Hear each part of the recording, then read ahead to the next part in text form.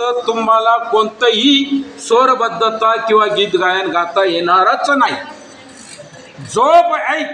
जोपर्यंत तुमच्या शरीरामध्ये प्राणायाम हा प्राणयुक्त होणार नाही तोपर्यंत तुमचा कंठ सुद्धा शुचिरभूत होणार नाही.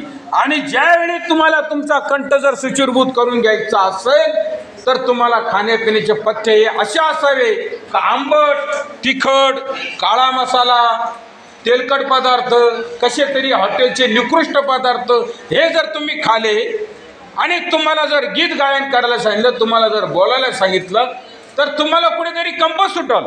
तुमच्या घशामध्ये कुठेतरी त्या ठिकाणी एक अशा रीतीनं एक त्रासदायक असा खोकला येईल, बरोबर आहे, किंवा डोळे मिचमिची होतील, किंवा आळस येईल, किंवा झोप लागेल.